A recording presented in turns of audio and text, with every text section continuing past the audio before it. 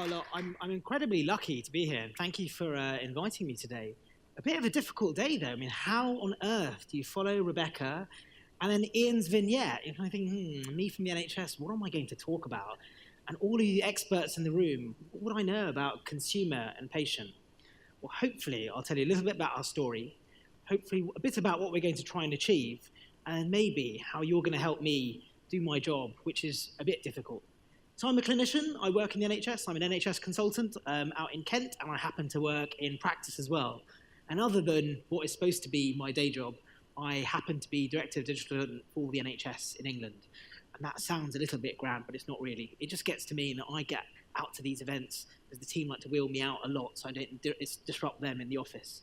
But disruption is what I'm supposed to do, and that is pretty much what I'm asked to do on a daily basis. How do we bring back the voice of the consumer, the voice of the patient, to everything that we do in the health service?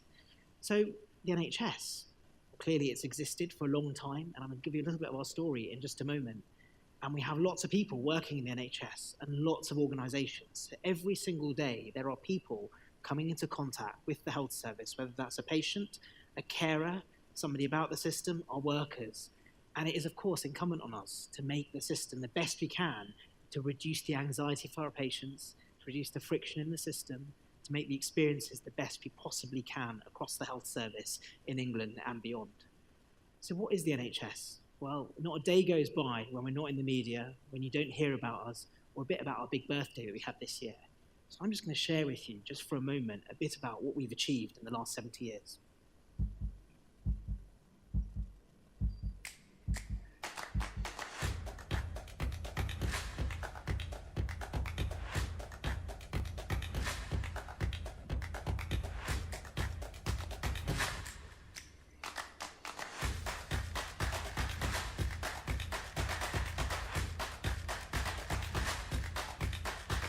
To meet the needs of everyone. To be free at the point of delivery.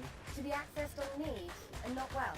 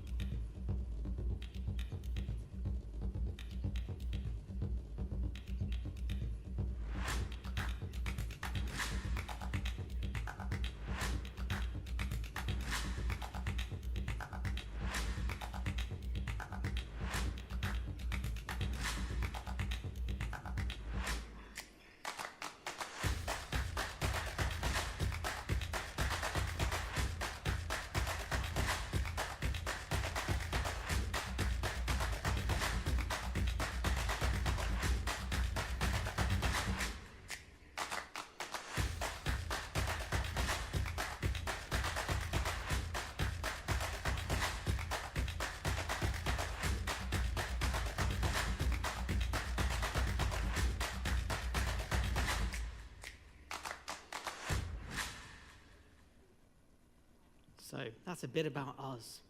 And clearly we've been quite busy over the last few years and a bit beyond that. But we've got the whole future to look forwards to. And of course, there is so much more we could do. Every single day, people come into contact with our system. 340 million GP consultations take place every single year. About 24.5 million people go through the emergency department every single year. More than 16 million calls to 111, 9 million to 999, 40 million dental consultations each year, and that's a lot of contact. So for every 24 hours, we deal with 1.4 million people in the NHS in England, and that's a lot of contact, a lot of people we have to keep happy at some point in the system.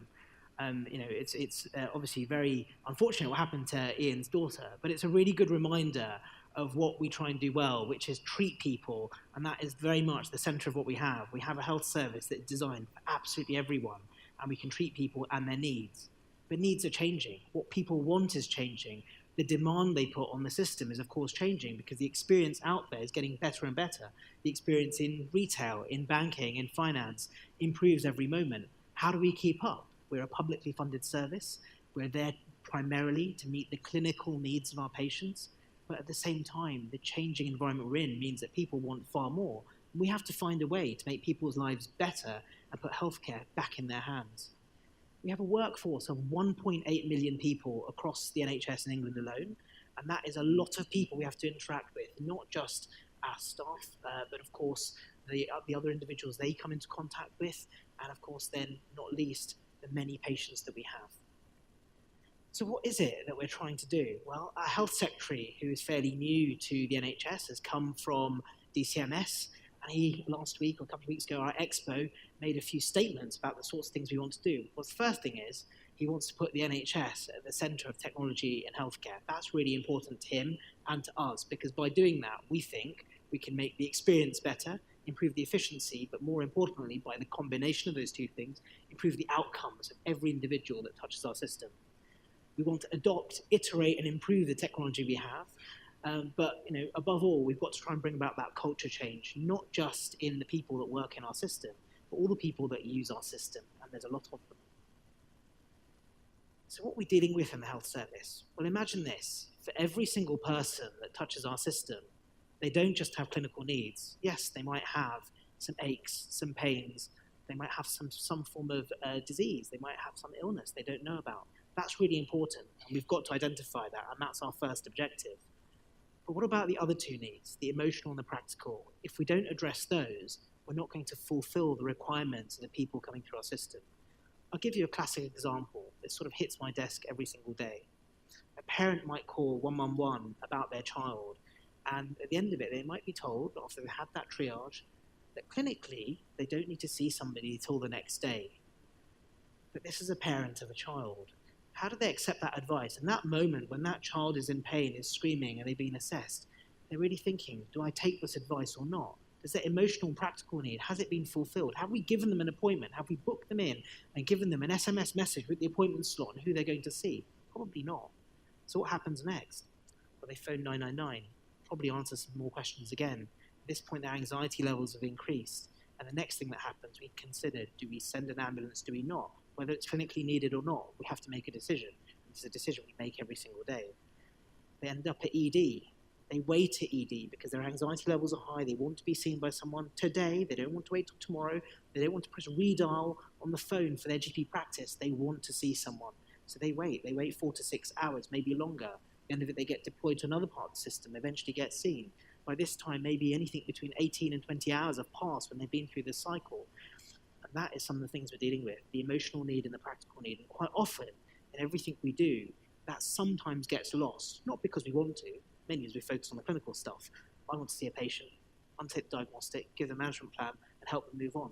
But if I don't consider the emotional and the practical things, what can I do to help them? It's difficult. 1.4 million people every 24 hours. And my workforce isn't increasing. So this is where technology comes in. Could I use technology, the same sort of technology that all of you are deploying in your services, in your organizations, to help us improve the efficiency of what we do to fulfill the other two needs? I think we can. We need to find a way of doing that. Then there's, of course, the other dimension of this. How do you make the patient experience easier? We seem to have a process, and I was hearing a story earlier on about how we ask in other industries the same question again. I think we probably do this in the health service too. I see a patient, I'll say what's wrong with them, I'll refer them to somebody else, they'll ask them probably the same question again, they'll go to the next person who'll probably ask them the same question again, and this keeps happening. But why should it be like that? Do we need to change that? Do we need a better way of identifying someone's needs and planting them into the centre of their care so that it's the patient that's in control, taking their care, their problem with them through the system? What about booking an appointment? Who here has had to book an appointment in the NHS? Okay. Hands up, and keep your hands up if it was an easy process.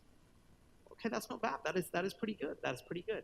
So right now, you'll see that we're trying things like putting appointments out there in an online system to help people book into the NHS, whichever part it happens to be. But the next stage of that for me isn't simply just making the booking available online. It's connecting it together.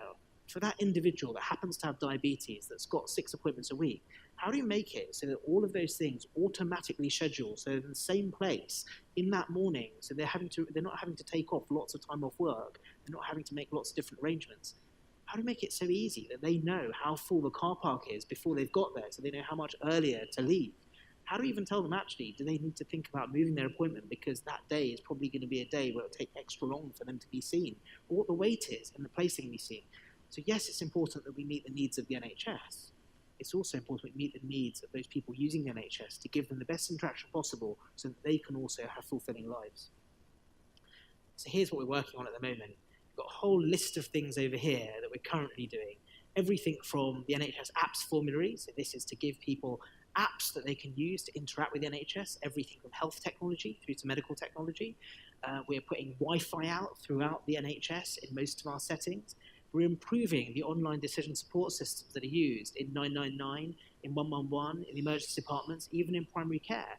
But all of these things, of course, are small things. Out there, society is changing. Everything is moving quite fast around us. How do I keep up? The Internet of Things is growing, it's burgeoning. People have got home devices.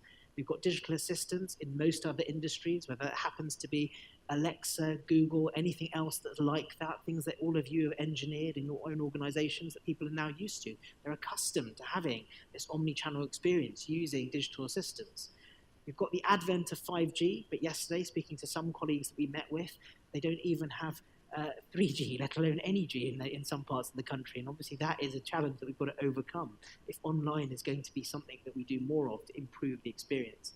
And then there's the role of gamification.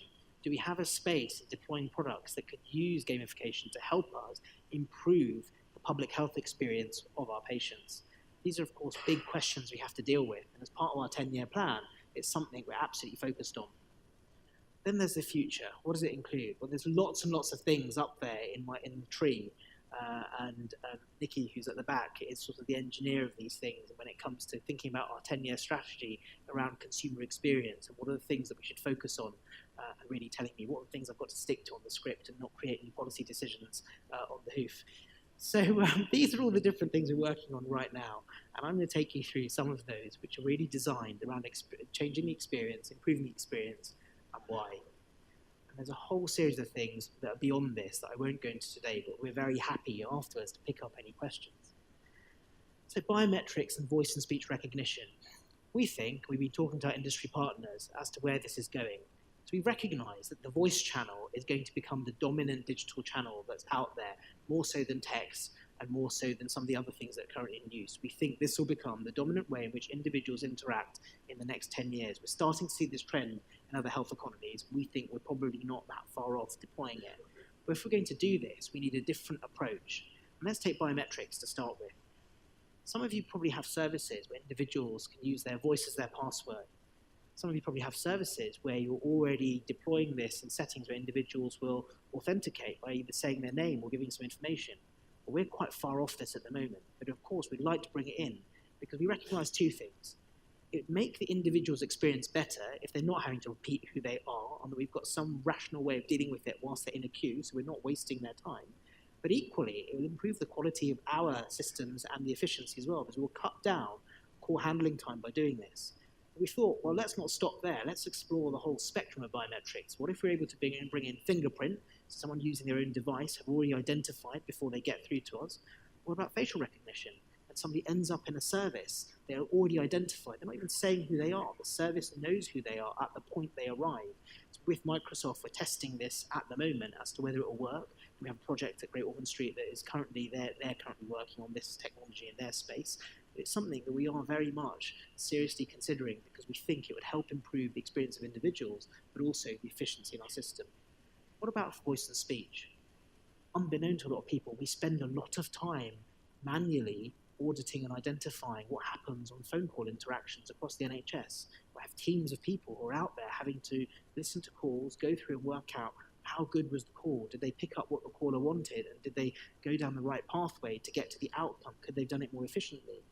So we think by bringing voice and speech analytics and recognition, we could automate some of this that wouldn't necessarily be artificial, but it would augment the experience. The call handler would have flags that are coming up for things that are being dealt with on the phone to help them make better decisions. The experience that Ian described, hopefully in our system, wouldn't happen in that rather than someone sort of being told, go away, actually the red flag is picked up based on the text that is translated so that somebody knows, actually this is really important, it needs an escalation plan. And what about intent? People phone up and the days of asking hundreds of questions have probably now gone. What we want to do is get to a point where when somebody phones a service or turns up in person, their intent is more likely to be known. We know that for 80% of people that use the NHS, there is something in their history that's happened that will probably determine why they're phoning. It might be they've seen someone and they're waiting for a referral. It might be they've had a blood test and there's a result waiting for them. What if we actually were more proactive saying, thank you for calling today. Are you calling about your blood test? Are you calling about your appointment? Maybe that would change some of the sort of anxiety about having to repeat why people are phoning and speaking to us. That is really important to us. And then there's AI, predictive analytics, and using data. We don't do very much of this. So we don't currently, unbeknownst to a lot of people, have any joined up data that completely connects the data across the NHS. So just put that into context. We are 15,000 plus organisations in the NHS in England alone. And we do not have data sharing across those 15,000 organisations for the individuals that use our systems. So as frustrating as it is, that's why sometimes when you go to a service, we ask the same questions again, or we don't know about someone's history because we haven't connected it together. But we need to have an open dialogue with the public out there about what they would like us to do and where they would like us to share and what we can do to take the consent back to the patient, to the individual, to the consumer, so they are in control of their own health record and they get to decide who sees it when they see it, but it stops us making not so good decisions by us allowing us to connect up the health record and the data, and that's important to us. But by doing that, we might make more data-driven decisions. We might have the ability to analyze data that gives us the opportunity to become more effective in what we do and how we prescribe. You've probably heard lots about intent analysis, and other people will talk about it probably far more than I will, but we certainly recognize that it'd be much easier to work out what the main reasons for people calling are, build up our library, and so that when people contact us either on the phone, online, face-to-face, we're moving away from asking lots of questions to get to this point, but actually to use their intent to move towards a first contact resolution model. So we call it consultant complete in the NHS. In most other industries, they call it first contact resolution. And our ambition is to move in that direction. So we're not bouncing people around the system, but we're trying to get them to the person that's most likely to give them at least 80% of what they need and manage that, rather than trying to do this thing where at the moment we bounce people from one service to another. So that's a little bit about what the future holds. But how are we trying to do this? What are we doing to make this happen? So some of you will be from industry, some of you will be supplier organisations. So we've got a whole range of activities. We work quite closely at the moment with other partners to build our suite of APIs so we can make that experience better. How do we connect up with other services? Do I bring our directory of service in the NHS? And do I one day allow Google, Amazon, others to connect with it, which means when people are searching for things, that those services available to them become visible from other parts of the world, free for anyone to access in the NHS if they're an NHS patient. We're improving our market engagement. We now have supplier forums that operate in the same way that any other commercial supplier forum would operate, but we allow people to come in and interact with us to find out what is our roadmap, what do we have planned over the next 10 years, and how is it that people can either work with us and make it easier for third-party suppliers to work with the NHS. It's no longer about building everything in-house, but we're all about microservices that can be out there that people will build with us and that we can allow others to connect to. And then we have some SME support. This is fairly new, but we've been working with Tech UK to make sure that technology companies can work with the NHS in a much more transparent way, so it's much clearer as to when we're going to procure something, when we're going to build something, when we're going to buy something, and how other people's roadmaps need to evolve and change to make this happen. We have our entire network of academic health and science networks across the country. And what these are designed to do is to drive innovation.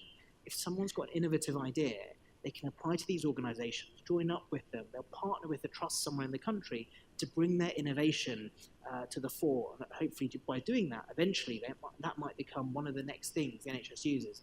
Only yesterday, someone brought an idea to me about how to make the experience of an individual in an A&E much better. So if people sit in A&E for a long time, I described the story. But what if I could take some of that away by allowing them to have a tablet or device that they can use to segment their symptoms whilst they're waiting? It might generate some flags, so for the doctor who's about to see them, they already know what the likelihood is of this person needing care immediately or later, maybe even what their prescription is. Well, at the moment, there are things out there that are being tested to do this very thing, to try and improve the flow.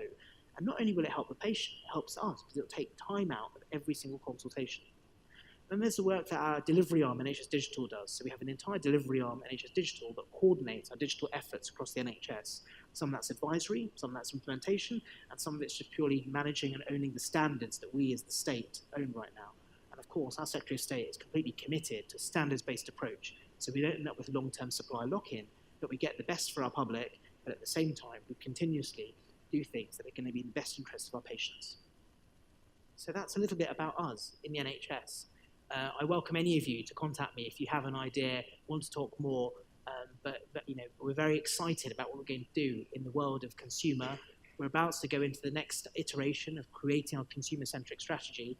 And at the same time, we've launched our NHS app, which will soon be out there for the public. It's in beta, as we call it, in 5 parts of the country. But this is very much our ambition to make the NHS more accessible, more efficient, but ultimately focused on improving the outcomes for individuals, so we can move from being an illness service to a wellness service. Thank you.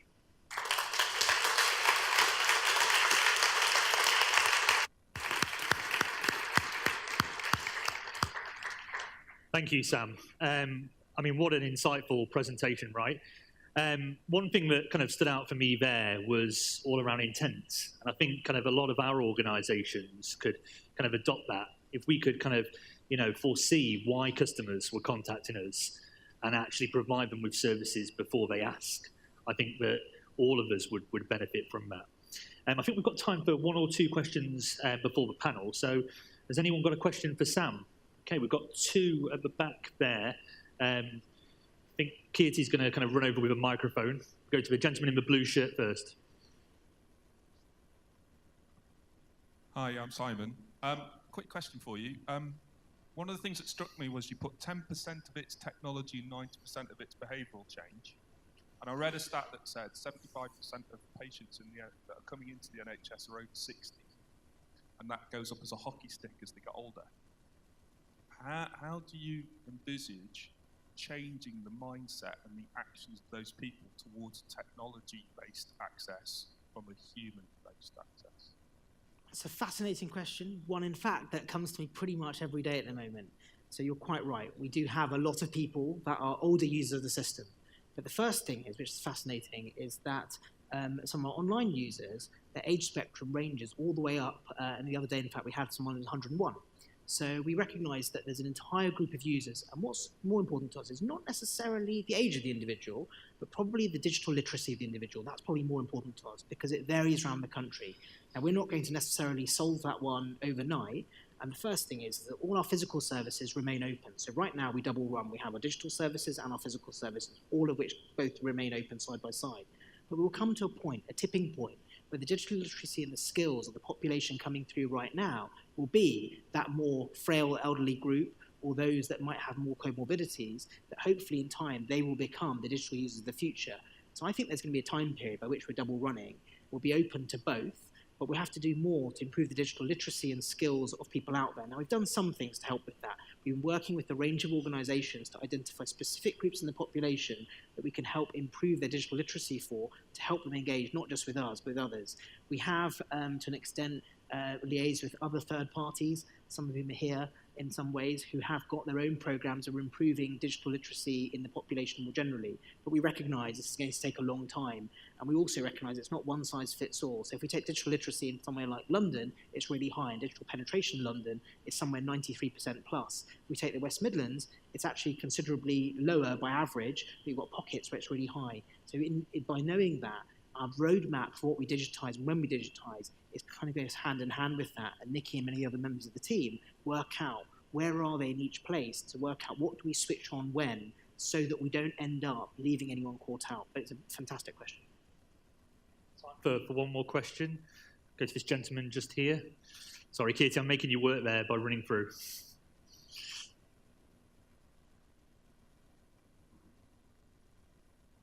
There we go. Hello. Just a question about the employee experience, because I mean, the NHS is a very complex, hierarchical organisation.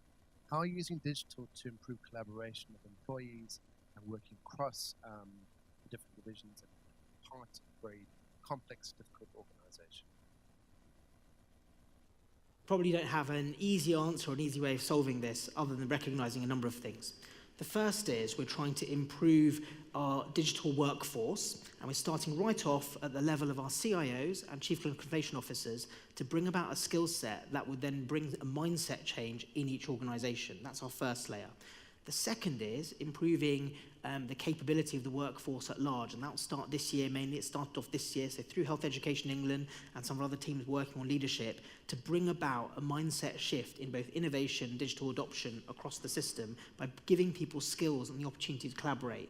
The third level then is really trying to get in to the places where we train our future workforce, so they are coming through, not with a fixed view of what the world might be right now, but accepting the unknown uncertainty of the future. So as they come through, they're more ready to adopt innovation, but know how to bring that together. And then there's the Academic Health and Science Network. They are designed to bring collaborations of SMEs, clinicians, provider organisations, commissioners together to try and share what they're doing. Now, it by no means is perfect, and each year we go through an exercise of trying to spread that adoption and knowledge across the system. So one of the initiatives that we launched in the next month or so is the initiative at Great Ormond Street Drive, and you'll see a lot of press about that. And that sort of thing is a collaboration where we bring together the different parts of the workforce, SMEs, university partners, to share that type of learning that takes place and things that work well to try and make it happen better. But we've got a long way to go, and we've got a lot more to learn from other sectors as to how they've done this better. Thank you, Sam. Again, what an insightful presentation. Thank you for joining us on CX Day.